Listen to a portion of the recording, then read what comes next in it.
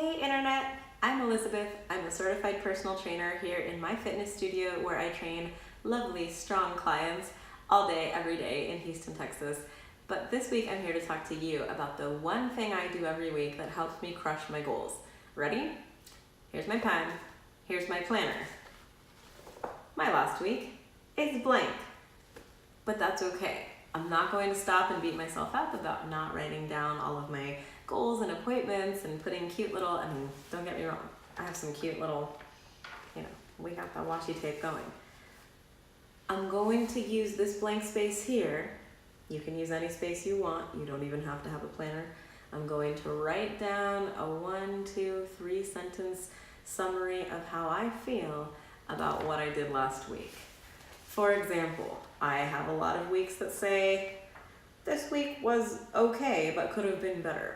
And then I elaborate, right? I missed a strength workout, but got extra cardio. I did good job meal planning, but it fell apart on Thursday. I was more patient with this, but I need to work on that. I read a novel, but this allows me to see where I'm using my time and where I need to reconfigure how I'm thinking about the plans I need to make.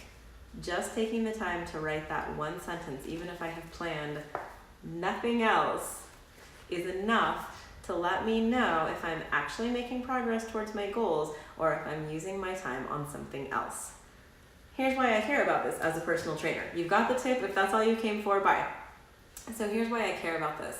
Number one, we lie to ourselves all the time. We tell ourselves we're doing better than we are, or I was just too busy, I couldn't get to it. Busy happens, but it's really important to know where that busy comes from. This is not an indictment if you like to watch stuff on Netflix. That is fine. You're an adult. You use your time how you want to. But it's good to know that instead of just being like, oh, I was busy.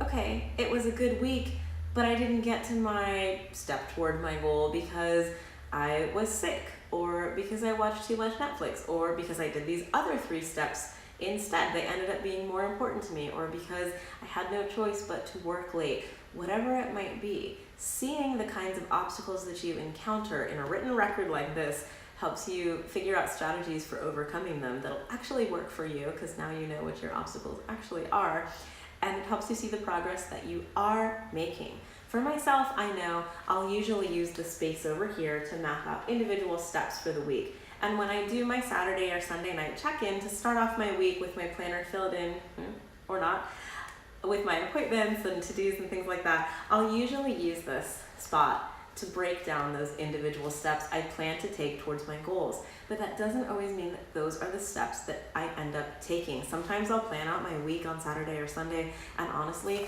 my planner will stay closed on a shelf until I do my weekly review at the end of the next week. And I will have made progress, but it won't be what I had written down. And that doesn't mean that I failed. And this is the important thing about accountability. Accountability is not a bunch of no's and bads and you failed. Accountability is just checking in to see, well, what did you do? Your week passed by and you did something. What did you do? This is my way of seeing, what did I do?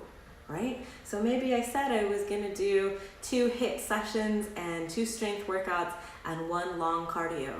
Okay, well I didn't do my long cardio. Why not? It was pouring rain and what I had planned to do was go for a long walk and I left it until the end of the week. Okay, do I wanna fix that next week? Maybe. If I want to, what can I do?